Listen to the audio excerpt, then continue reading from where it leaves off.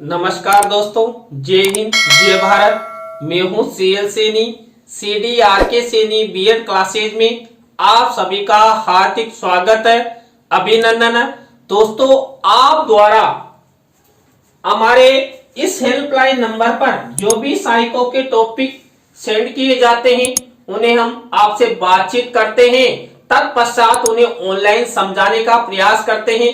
दोस्तों, आज की लाइव क्लास के अंतर्गत हम संज्ञानात्मक विकास की अवस्थाएं, देखिए आपके पाठ्यक्रम में संज्ञानात्मक विकास की अवस्थाएं दे रखी है और वो दे रखी है जीन पियाजे के संदर्भ में। तो यहाँ पर हम जो जीन पियाजे द्वारा संज्ञानात्मक विकास की जो 4 अवस्थाएं बताई है, उन्हीं अवस्थाओं के बारे में हम आपसे चर्चा करेंगे। तो दोस्तों, आप सब बने रहें हमारे साथ, हमारे इस चैनल के साथ। और दोस्तों, यदि आप हमारे इस चैनल पर पहली बार आए हैं तो हमारे इस चैनल को सब्सक्राइब करें और पास ही बने बेल आइकन के बटन को जरूर दबावें। दोस्तों, यहाँ पर जो जीन पियाजे हैं, इन पियाजे द्वारा संज्ञानात्मक विकास की 4 अवस्थाएं उनके द्वारा बताई गई है। तो यहाँ पर दोस्तों, पहली अवस्था है संवेदी परक अवस्था, दूसरी अवस्था है पूर्व समक्रियात्मक अवस्था, 3rd नंबर की अवस्था है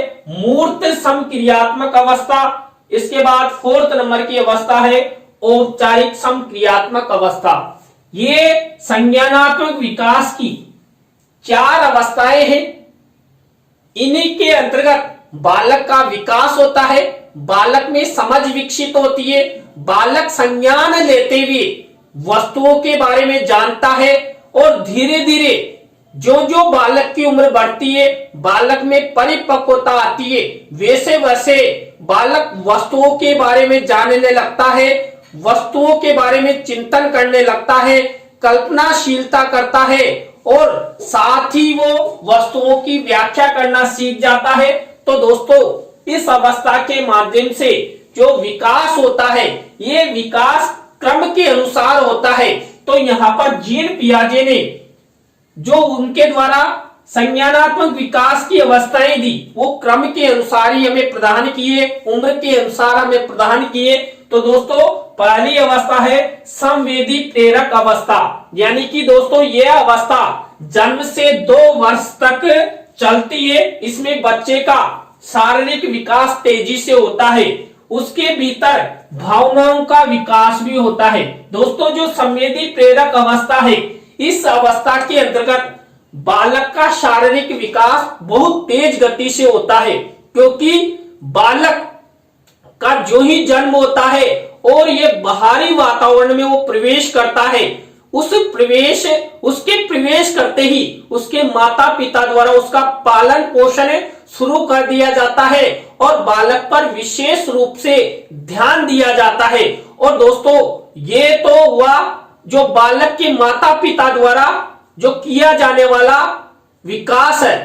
अब यहाँ पर बालक खुद से भी स्वतः ही उसमें कई प्रकार के विकास प्रारंभ हो जाते हैं। यहाँ पर इस अवस्था में क्या करता है बालक, जो उसे वस्तुएं दिखाई देती है उन वस्तुओं को पकड़ने लग जाता है, अपने मुंह में रखने लग जाता है। मान लीजिए ये 2.5 लाख रुपए का पेन में 0 से 2 वर्ष के बालक को, यानी कि 1 या 2 साल के बालक को ये पेन दे दूं तो मेरा 2.5 लाख रुपए का पेन भी वो अपने मुंह में रख लेगा।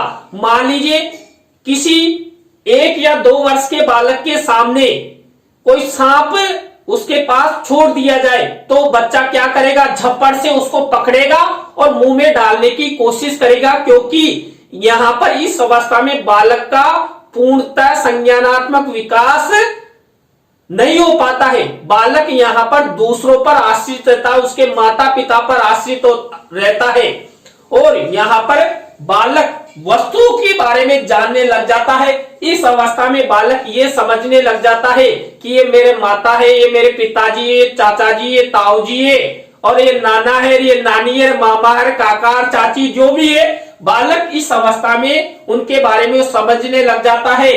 तो यहाँ पर बालकों में अपने रिश्तेदारों के प्रति, वस्तुओं के प्रति संज्ञान होने लगता है। इसके बाद दोस्तों, जीन पियाजे द्वारा संज्ञानात्मक विकास की दूसरी अवस्था मानिए पूर्व समक्रियात्मक अवस्था।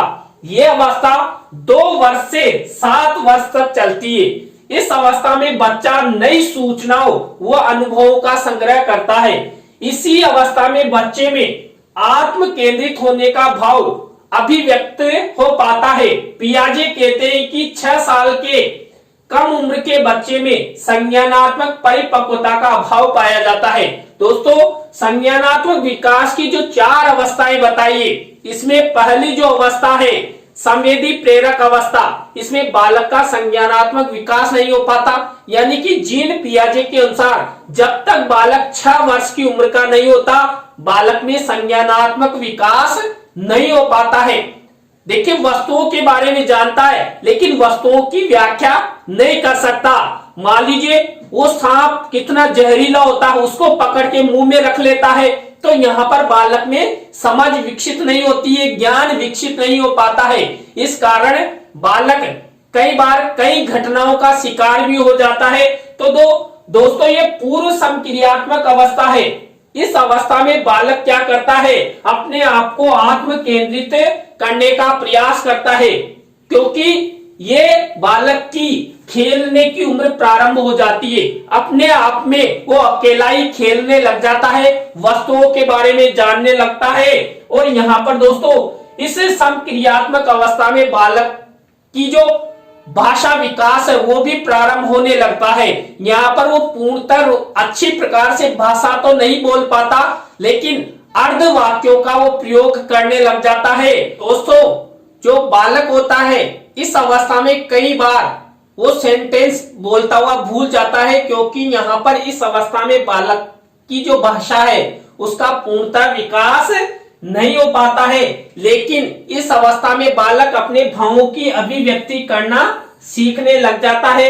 वो माता के सानिध्य में वो कुछ शब्दों का प्रयोग करने के साथ साथ वो अपनी मांगों को किस तरह मनवाना चाहता है ये भी वो सीखने लग जाता है। इसके बाद दोस्तों, संज्ञानात्मक विकास की 3rd अवस्था है मूर्त संक्रियात्मक अवस्था। ये अवस्था 7 वर्ष से 12 वर्ष तक चलती है। इस उम्र में बच्चा विभिन्न मानसिक प्रतिभाओं का प्रदर्शन करता है। उदाहरण के तौर पर देखिए, पहली कक्षा में पढ़ने वाले बच्चे ने तोते से जुड़ी एक कविता सुनी, जिसमें डॉक्टर तोते को सुई लगाता है और तोता बोलता है उई। यह सुनकर पहली कक्षा में पढ़ने वाले बच्चे ने कहा, ये तो झूठ है, डॉक्टर तोते को सुई थोड़ी ना लगाते हैं। यहाँ एक 6-7 साल का बच्चा अपने अनुभवों के आईने में कविता में व्यक्त होने वाले विचार को बहुत ही यथार्थवादी ढंग से देखने की प्रतिभा का प्रदर्शन कर रहा है, जिसे गौर से देखने समझने की जरूरत है। दोस्तों, यहाँ पर बालक ने क्या पढ़ी, कविता, और उस कविता में बताया गया कि डॉक्टर क्या कर रहा है, तोते के सुई लगा रहा है। तो बालक क्या सोच रहा है, क्या समझ रहा है कि ये तो झूठ है। यथार्थवादी यहाँ पर बालक के विचार प्रस्तुत होंगे कि डॉक्टर तोते के सुई थोड़े ना लगाता है। तो इस तरह बालक की इस अवस्था में मूर्त संक्रियात्मक अवस्था यानी कि मूर्त वस्तुओं के प्रति मानसिक प्रतिक्रियाएं प्रारंभ होने लगती है और बालक इस अवस्था में विद्यालय जाता है। तो दोस्तों, इस अवस्था में बालक का परिवार के साथ साथ यहाँ पर विद्यालय जो गतिविधियां हैं उनके माध्यम से भी बालक का विकास होता है, बालक अधिगम करता है और आगे बढ़ता है। दोस्तों, इसके बाद संज्ञानात्मक विकास की 4th अवस्था है औपचारिक संक्रियात्मक अवस्था। औपचारिक संक्रिया की अवस्था 11 वर्ष से 15 वर्ष तक चलती है। इस अवस्था में बालक परिकल्पनात्मक ढंग से समस्याओं के बारे में विचार कर पाता है। उदाहरण के तौर पर 7वीं कक्षा में पढ़ने वाली एक छात्रा कहती है कि सर ने हमें पढ़ाया कि गांधी जी के 3 बंदर थे। उनसे हमें सीख मिलती है कि हमें बुरा देखना, बुरा सुनना और कहना नहीं चाहिए। मैंने कहा, बिल्कुल ठीक है। इस उम्र के बच्चे भी सुनी हुई बातों पर सहज यकीन कर लेते हैं। फिर बात हुई कि बगैर देखे हमें कैसे पता चलेगा कि सही और गलत क्या है।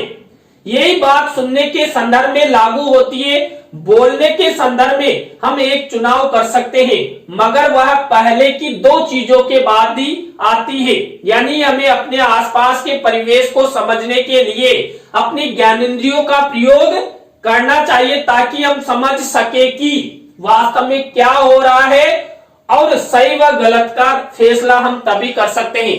दोस्तों, यहाँ पर बालक जब औपचारिक समक्रियात्मक अवस्था में प्रवेश करता है तो बालक की उम्र होती है 11 से 15 वर्ष के मध्य में। अब इस अवस्था में बालक कई प्रकार के चिंतन करने लग जाता है, परिकल्पनाएं यहाँ पर विकसित की जाती है और दोस्तों यहाँ पर बालक अच्छी तरह समझने लग जाता है कि हमें ज्ञान किस तरह प्राप्त करना है, किस वस्तु के बारे में हमें कैसे व्याख्या करनी है।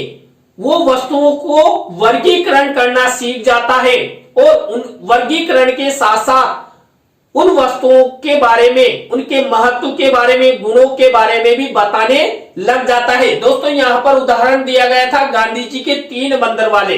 अब दोस्तों, यहाँ पर छात्रों ने सुना, क्योंकि टीचर ने बताया कि गांधी जी के 3 बंदर थे और वो तीनों ये कहते थे कि हमें ना तो बुरा देखना चाहिए, ना बुरा सुनना चाहिए और ना ही अपने मुंह से बुरा बोलना चाहिए। अब दोस्तों, यहाँ पर बालक यथार्थवादी चिंतन के द्वारा, यहाँ पर गांधी जी द्वारा जो बंदरों पर आधारित जो सामाजिक बुराई है या बुराई शब्द से रिलेटेड, वो यथार्थता में परिवर्तित करने का प्रयास करेगा कि इस समाज में वास्तव में हमें बुरा नहीं सुनना चाहिए, बुरा नहीं देखना चाहिए और बुरा ही नहीं बोलना चाहिए। तो वहां पर वो सर्च करता हुआ परिकल्पनाओं के माध्यम से चिंतन करेगा और एक यथार्थता पर आधारित वो प्रयोग भी कर लेता है, क्योंकि वो समाज में घूमने फिरने लग जाता है। तो दोस्तों, इस तरह ये 4th नंबर की औपचारिक समक्रियात्मक अवस्था है, जिसके अंतर्गत बालक का चिंतन के साथ साथ परिकल्पनात्मक और परिकल्पनात्मक के साथ साथ व्याख्या रूप में विकास होता है। तो दोस्तों, आज की लाइव क्लास में हमने आपको संज्ञानात्मक विकास की चारों अवस्थाओं के बारे में बताया। ये चारों अवस्थाएं ही बालक के विकास में महत्वपूर्ण भी भूमिका निभाती है और इन्हीं के माध्यम से हम समझते हैं और अपना विकास करते हैं। तो दोस्तों, आज की लाइव क्लास में बस इतना ही। न्यू लाइव क्लास के साथ हम आपसे फिर मिलेंगे CDRK सैनी बीएड क्लासेज में। जय हिंद, जय भारत, राम राम सा।